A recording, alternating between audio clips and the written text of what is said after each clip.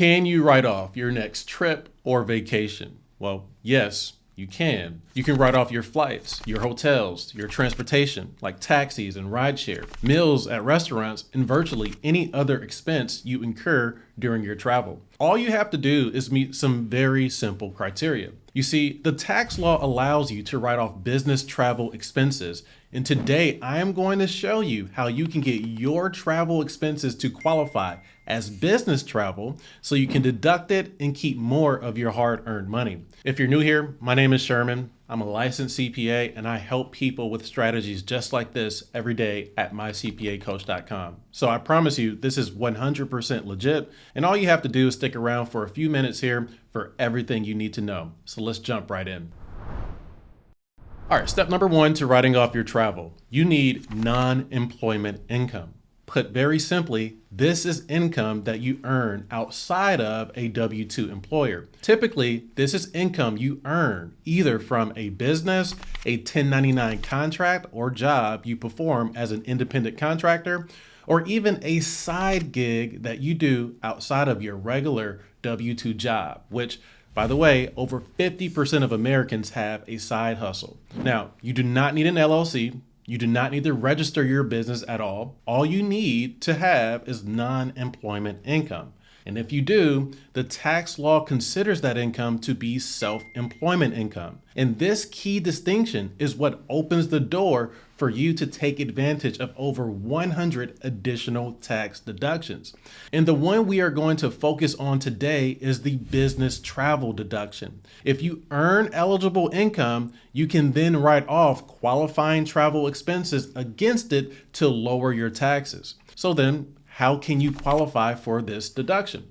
So if you have income that is treated as business income, then all you need is for your travel expense to qualify as a business expense. In very simple terms, there must be a business purpose associated with your travel in order for it to be tax deductible. So let's walk through a simple example because this is very important if you want to take this deduction. So let's say you and your family plan a vacation to Hawaii.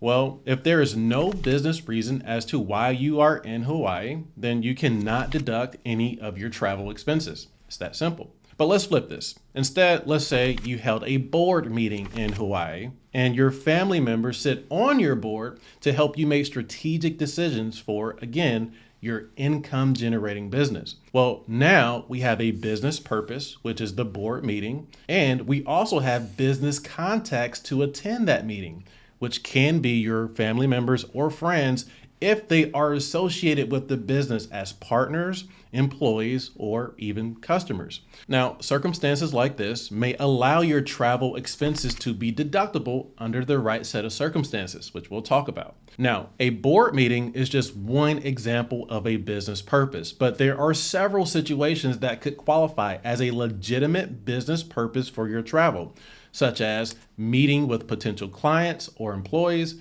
attending a business conference or seminar, advertising your business or filming content to promote it, or maybe you're looking to invest in the area you are traveling to. All of these may be valid business purposes, which must be present in order for your travel expenses to be tax deductible. So if that sounds interesting to you, let's dig a little bit deeper here. So in the eyes of the tax law, there are two tests that you must meet in order for your travel to be tax deductible. Number one, the travel must be ordinary for your type of business.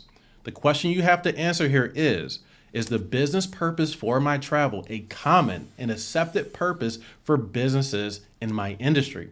For example, it may be very common for a wedding photographer to travel to various destinations to take photos of weddings at those destinations. While on the other hand, it may not be common for an IT consultant to write off their travel to attend a wedding. Now, that does not mean an IT consultant cannot write off their travel. It just means that their reason for the travel must make sense for the nature of their business. That's test number one. Now, test number two is that the travel must be necessary for your business. And the question you have to answer here is, well, how will this trip help my business earn more income? Now, I want you to think like the IRS for a second here. You have to remember, the whole reason why the government allows this tax break in the first place is because they want to help your business grow and flourish. The more money your business earns, the better it is for the GDP, the job growth, and the economy as a whole. Therefore, you need to prove that your travel is necessary to grow your business. The overall purpose of the trip should be in the pursuit of income. Now, this does not mean you have to directly earn income during your travel, but it does mean that the purpose of your business travel should somehow, some way relate back to growing your business income. Which means if you travel for a board meeting, there should be discussions that lead to decisions made that will impact your business. If you travel for a business conference, the intent should be to learn skills to improve your business or meet potential customers that may transact with your business. If you're traveling to create content for your business, then there should be a clear reason as to why this travel to create this content will help your business in some way. Now, I can go on, but the bottom line is that your travel must be necessary, and the IRS is not going to answer these questions for you, which is why understanding the rules or consulting with a skilled CPA is very important. Now, there is still one final thing that needs to be addressed to do this correctly. Step number 3, substantiating or proving your business travel. So let's fast forward here. You earn business income, you write off your business travel expense on your tax return, and now you pay less taxes. Congratulations. But then all of a sudden you receive a letter in the mail from the IRS stating that they need more information about that travel deduction that you have taken on your return. Now, as a CPA, I have seen this letter. I've dealt with it. It's a small chance of this actually happening, but it does happen.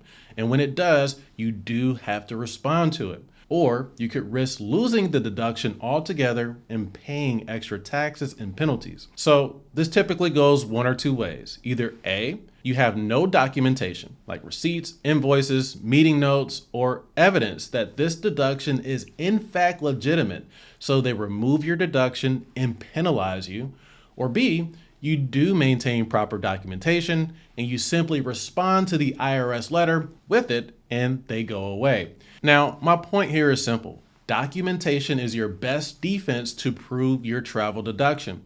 If you write off any dollar amount of business travel, you should be able to provide every receipt as to how you arrived at that number and documentation that proves that it is in fact legitimate. Now, you can easily do this by simply using a good bookkeeping system, but I have learned most business owners do not have this. And if you are going to be aggressive about taking taxed positions and deductions on your return, then trust me, you are putting yourself at risk by doing so without a strong defensive system. So make sure you have a good bookkeeping system. I'll link some discounts below to some of my preferred vendors. Or if you prefer to work with a great CPA to guide you through all of this, just go to mycpacoach.com to apply to work with one of my CPAs today.